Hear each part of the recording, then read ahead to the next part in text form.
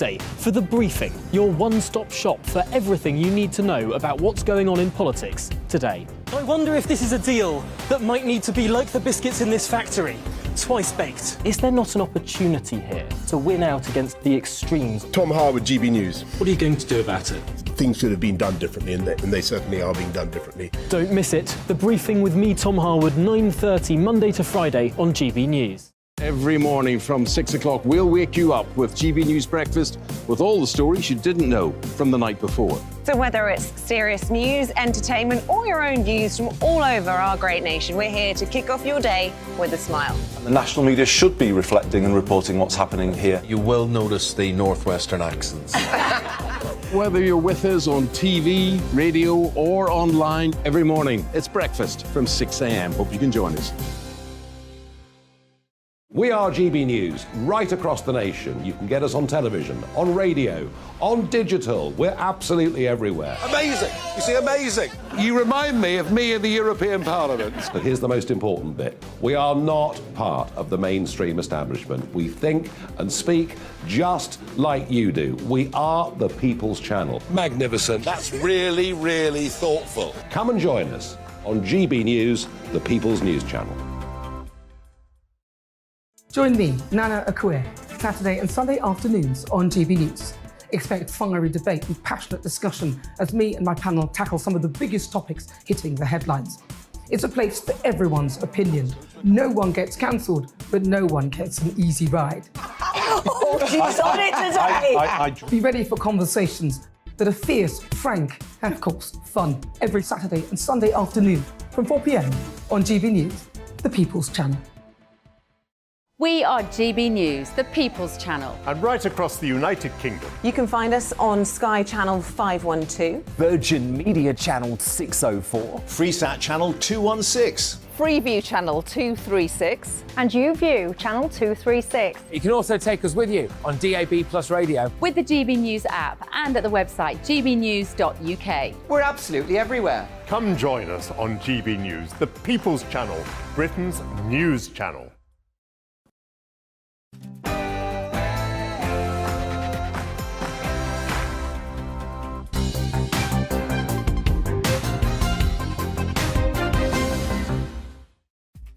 Good morning, it's 9:30 and this is The Briefing with me, Olivia Utley, sitting in for Tom Harwood on your TV and radio.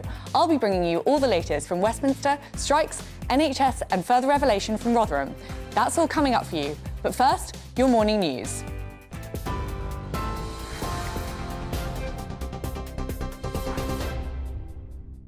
Good morning from the GB Newsroom. It's 9:31. I'm Tamsin Roberts. Train passengers are being warned of significant disruption this week as over 40,000 rail workers stage fresh strikes. Members of the RMT union at Network Rail and 14 train operators will walk out for 48 hours from today and then again on Friday, whilst drivers in the ASLEF union will strike on Thursday. This latest strike action is part of a long-running dispute over pay, jobs and conditions. Well, Transport Secretary Mark Harper says it's time for the unions to get off the picket line and round the negotiating table. Government's going to continue to work really hard to try and help bring the two sides together to get this resolved. I know how frustrating this is for commuters, and the danger is it puts people off using the railways, which is a bit of self-harm on the part of the rail unions that haven't settled this dispute. What I think the government can do is make sure there's a fair and reasonable offer on the table, which there is, facilitate those negotiations between employers and trade unions, and try and make sure we get this dispute resolved for the travelling public. Health bosses are warning the government needs to respond to mounting pressure within the NHS, with top medics describing the current situation as unbearable. More than a dozen NHS trust and ambulance services declared critical incidents over the festive period. The Royal College of Emergency Medicine says somewhere between 300 to 500 people are dying each week as a result of delays in urgent care. The government says it's given the NHS and social care sector an additional £14 billion over the next 2 years. 2 British citizens were among 4 people killed in a mid-air crash between 2 helicopters in Australia yesterday. Diane and Ron Hughes, aged 57 and 65, were on holiday in the country when the accident happened in Australia's Gold Coast region. 3 others were left critically injured.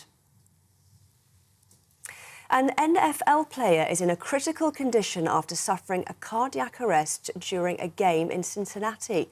The Buffalo Bills club has confirmed Damar Hamlin collapsed on the field after a tackle in the first quarter against the Cincinnati Bengals. The 24-year-old is currently sedated in hospital but remains in a critical condition. The NFL game was postponed following the incident. TV, online and DAB+ radio, this is GB News. Now it's back to Olivia.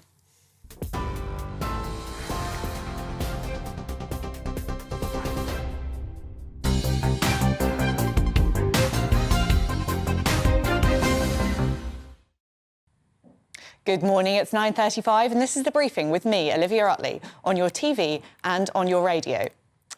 First this morning, medics are warning that the National Health Service is on a knife edge as critical incidents are declared in hospital trusts across the country.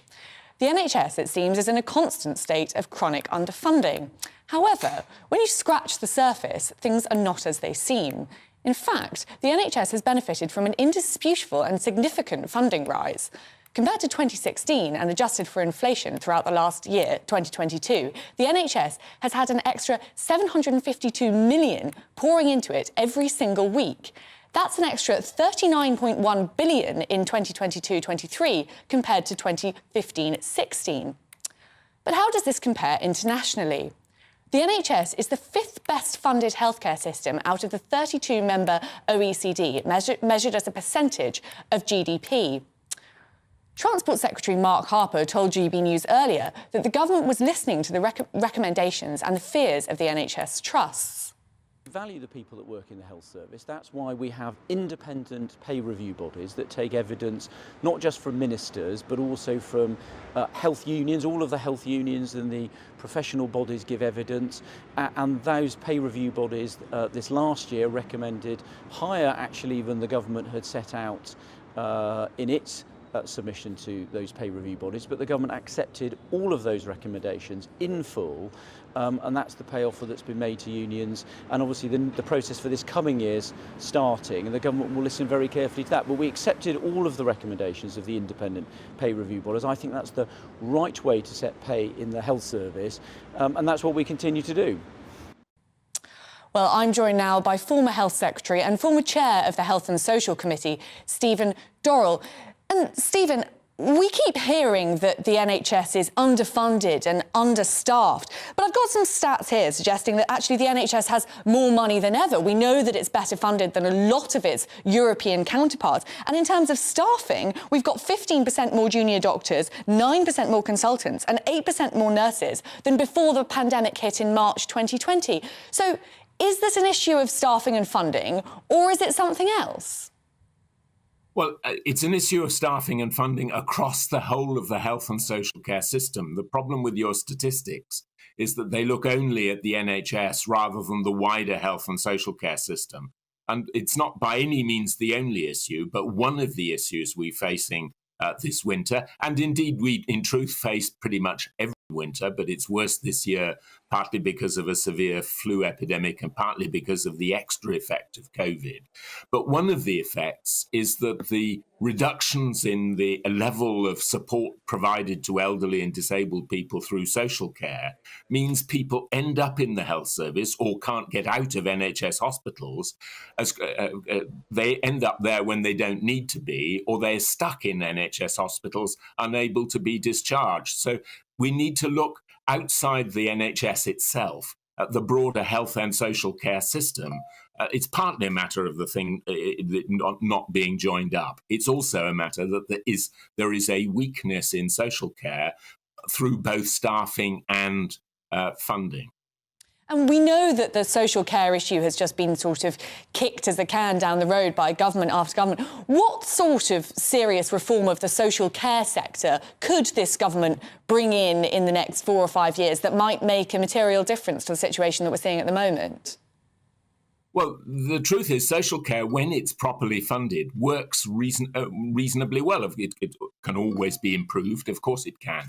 But the support, when we have, as we all know we do have, rising elderly population, rising population of people who need support to lead normal lives in the community, then cutting back the support, the funding and the staffing in social care as I say, it leads to problems in people's lives, and it leads to unnecessary and avoidable pressures in the health service. One of the issues, of course, in social care in particular, in the health service as well, is the fact that there is a shortage of skilled nurses, skilled social care support workers, partly because of the effects of migration controls. And that's something the government could act on very quickly indeed if it chose to. I mean, another problem that we're highly aware of is that the GP crisis. There was a shocking statistic in the Times today suggesting that 30% of people who tried to get a GP appointment in the last year failed to do so and then either ended up treating themselves or going into A&E, which is, of course, putting enormous pressure on our already highly strained A&E services. Labour brought in reforms that meant that GPs could work fewer hours. Do you think that's contributed to the problem? Does there need to be some sort of reform of the GP services before we can tackle the problem head on? Well, it's not a question of doing one thing before you do another. It's a question of recognising that in the wider health and social care system, as I keep emphasising, it's partly about social care. You're absolutely right. It's also about the pressures in primary care and through GP services, through better use of other parts of the primary care system, notably pharmacies, so that people can have ready access to the right level of support. It's unhelpful, I think, when people say or imply that the only way you can get healthcare support is by seeing a GP. That's nonsense. You can go into a pharmacy and high street pharmacy. And one of the things we're not good at in Britain is using the skills that we pay to train people to have. And a perfect example of that is pharmacies, where too often you can go and see a pharmacist. Pharmacists can tell you what the problem is. Pharmacists can tell you which drug you need from the prescription-based system. But the pharmacist can't write a prescription. So you then quite unnecessarily, in reality, need to go and see a GP to get a prescription in order that you can get the medicine that the pharmacy told you needed in the first place. Thank you very much, Stephen Dorrell. That is really interesting to get your take on it and some useful advice for people to go and see their pharmacist if you've got a problem which might be resolved through going to the pharmacist. But thank you, Stephen. That's great to speak to you. So we've got Catherine Forster here in the studio, our political reporter.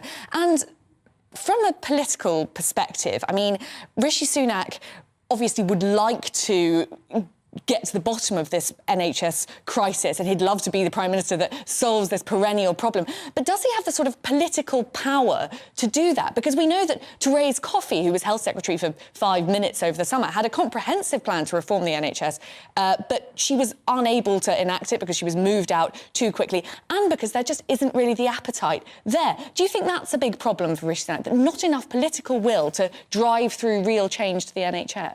Yes, Therese Coffey had a much heralded ABCD plan that she spelled out. But the reality is Rishi Sunak starts the year in an incredibly difficult position, partly because of the economic climate that we find ourselves in. Forecast today that we're going to have the longest, deepest recession, according to economists making predictions in the Financial Times. The fact that the government simply doesn't have the money. We've got a monumental national debt. And the fact that Rishi Sunak also within his party has a lot of Conservative backbenchers who are in a fairly restive mood and quite inclined to rebel about whatever should take their fancy. But it's very, very difficult with the strikes because the government are holding firm. They're hoping that public support will wane, that the people that are striking, obviously losing lots of money, that the appetite will decrease. And in terms of the rail strike, which has been rumbling on since the summer, that may happen. But with the NHS strikes, it's quite different, isn't it? Because public support really is, certainly for the nurses, sky high. And it's difficult to see whether the government will be able to hold the line of we've accepted the pay recommendations indefinitely. Absolutely, and as you say, we've seen public support in the polls for the rail strikers going down month on month, but public support for the nurses is still going up. Which brings us neatly on to the rail strikes, and 5 days of rail strikes begin today with 40,000 members of the RMT walking out as commuters return to work after the Christmas holidays. The RMT strike will last until midnight tomorrow before another 48-hour walkout begins on Friday. ASLEF train drivers will also strike this Thursday, which will continue to significantly impact services. Well, our reporter Paul Hawkins has just spoken to the RMT General Secretary Mick Lynch, and this is what he had to say. Well, we want a resolution. We're ready and able to discuss with the companies and the government whenever they want to put that on. We're hearing that the Transport Secretary is saying that he's keen to convene talks. And if there's an invite, we'll be there today, tomorrow, or whenever it is that they want to get there. But there has to be a change. Well, they've put provisions and conditions into the documentation with the train operating companies that they know none of the railway unions can accept. They want it to bring back driver-only operation. They want to get rid of guards right across the railway fleet and across every railway service. They want us to accept that as a principle. They know we can never do that. It wasn't in the documentation and the discussions before Christmas, and they chose one weekend when we thought we were working up towards a deal to put that in. So that undermined the talks and stopped them in their tracks. And I'm back here with Catherine Forster, our political reporter, to dissect this further. Now, Catherine, you say that the support for the train strikes is going down. We now know that Mick Lynch is saying that he'd like to speak to Mark Harper. Mark Harper is saying he'd like to speak to Mick Lynch. What is the sticking point now? Well, basically everybody's blaming everybody else. I was outside the Department of Transport a few weeks ago when Mark Harper, as the new Transport Secretary, had a meeting with Mick Lynch. At the time, the noises were very positive. Mick Lynch was like, well, at least he's talking to us, unlike Grant Shapps, who wouldn't even talk to them. But the railway unions are saying that the government have directly intervened to block a deal, that they, in fact, the driverless trains is a huge, huge sticking point, irrespective of the other terms and conditions and the pay offer. The RMT are absolutely dead against driverless trains. They are saying that the government inserted these 9 bullet points into the offer that was made, that then, of course, they said that they couldn't accept. So it's very difficult to see a way out of it. But railway use has declined about 20% since the pandemic. There are, as in the Times today, a lot of people that simply aren't going to use the trains anymore. And this, of course, is going to drive people further away. So the government did prop up the rail industry to the tune of many billions during the pandemic, and they're saying that things have to change and reform is necessary, but the RMT are holding very, very firm. And I mean, this week's going to be the worst in terms of industrial action on the railways for 30 years. Yeah, and this driverless trains issue is really interesting and important because basically, as far as I can understand it, you've got the rail unions. They don't want driverless trains. That will obviously massively take the wind out of the sails of their unions. It'll mean fewer members of the union. The people who work on the trains don't want driverless trains. But if the government concedes the point that driverless trains are somehow dangerous, then it will be unable to reform the rail network at any point in the future. So, as you say, it seems like it's going to be very, very difficult for the government and the unions to find a way through this. It does, and also this anti-strike legislation that the government have been talking about for forever. I mean, they've been talking about this for years, and Boris Johnson, it was a manifesto pledge in 2019, this anti-strike legislation, a minimum service guarantee of perhaps 20% of services to run, that the government would potentially like to broaden out into other sectors, potentially NHS as well. But they're running into difficulty. We've been hearing about it. There's been no date on when it's coming forward. I think it's stuck in around about the second reading. And now they're very worried that, first of all, it probably won't get through the House of Lords, and second of all, it might not get through the courts. So although they're sort of dangling this big stick above the unions' heads, which is basically cooperate now or we're going to make it even harder for you, the reality is that Are they going to be able to get this through? It's not by any means clear that they are. And there's no sort of timetable for when we could see this minimum service legislation, because that seems to be the way to solve the problem in the long term, but no timetable. No sign that it would get through Parliament? I've been at a few lobby briefings where the Prime Minister's spokesman has been pushed on this and absolutely will not go there, other than to say we're working on this at pace. This is a priority. But in terms of when it's going to come in, if it's going to come in, how it will get through Parliament or the courts, is a very, very grey area. And how do backbenchers feel about this? I've heard that there are plenty of backbenchers who are agitating for this legislation to be brought forward, but I suppose there are others whose constituents work in these industries and are worried about curtailing the right to strike. We know that Rishi Sunak leads a pretty divided party at the moment. Might he have problems with his backbenchers with this legislation? Yes, but I think this is less problematic for him than some of the other things like onshore wind or house building or whatever, because by and large, Conservative MPs would like this. I mean, this was a manifesto pledge, would like some constraints to be brought in.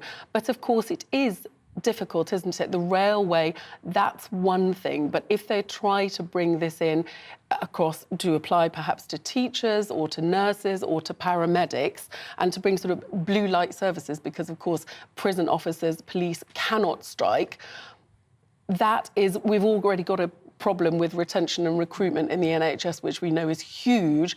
That sort of potentially quite heavy-handed approach may just alienate NHS workers even further. And could end up alienating the population, because, as we know, they are supportive of these NHS strikes. Thank you very much, Catherine. That's great to hear your take on it.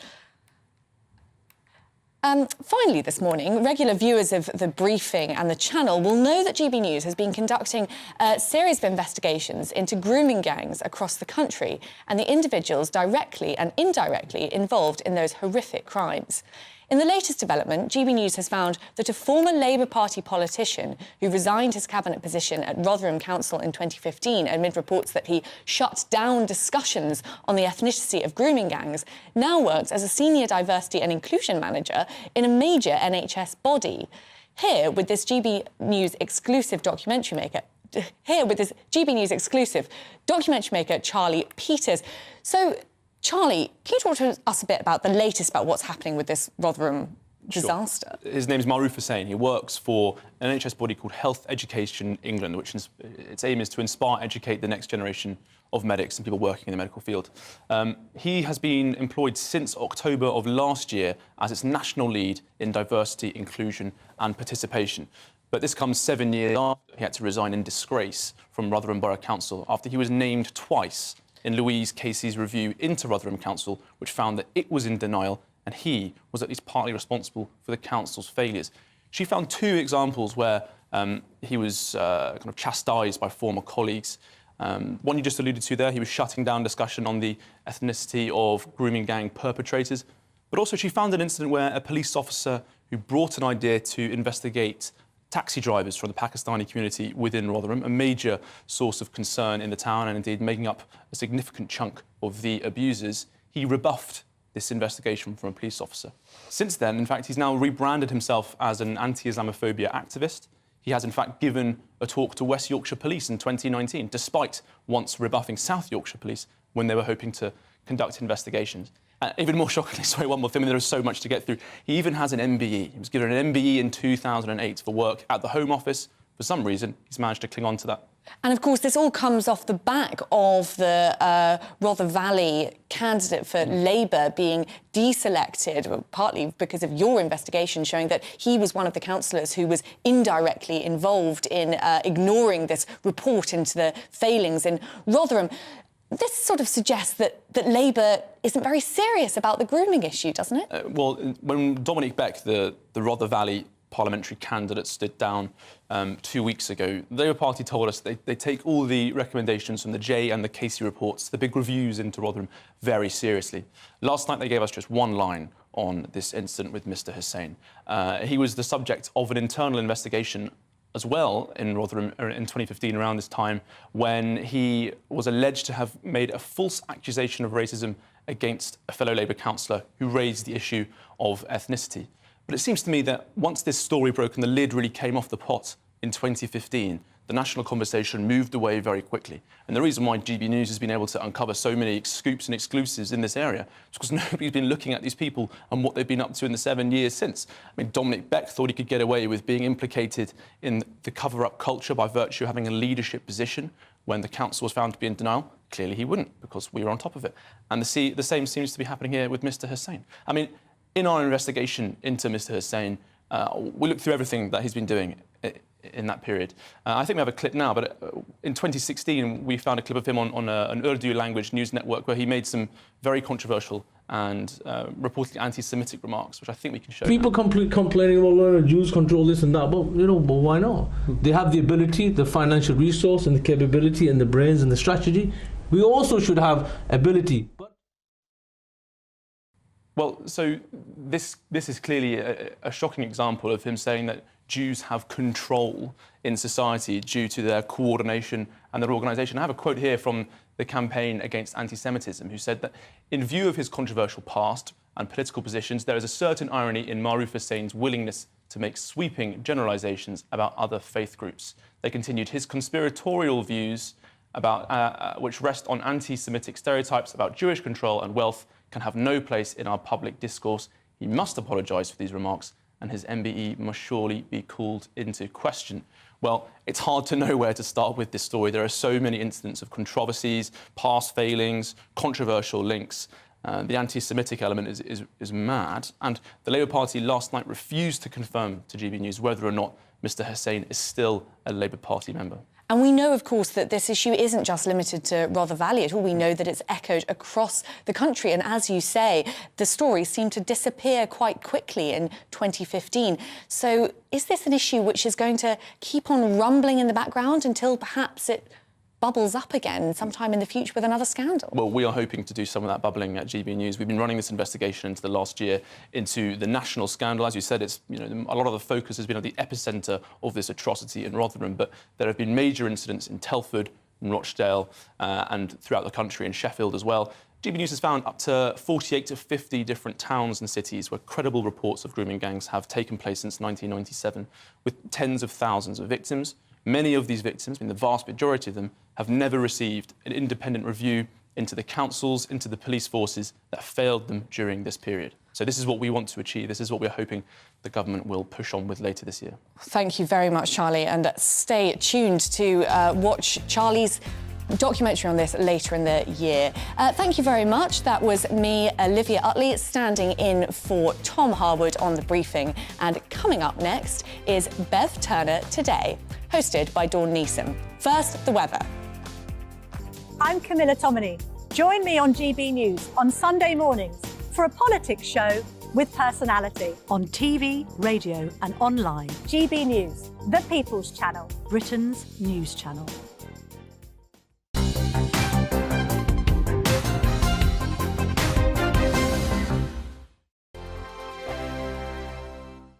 Hello there, it's Eamon Holmes here from Breakfast on GB News. We're not just on your television and your screens, We're on DAB plus digital radio, so you can listen to your favourite shows on the move. If you've not yet listened to GB News Radio, it's very simple. We're on your radio player and TuneIn apps, on your smart speaker, phone or tablet, or online at gbnews.uk. Take us with you wherever you go. GB News Radio. You never have to miss a moment of the People's Channel.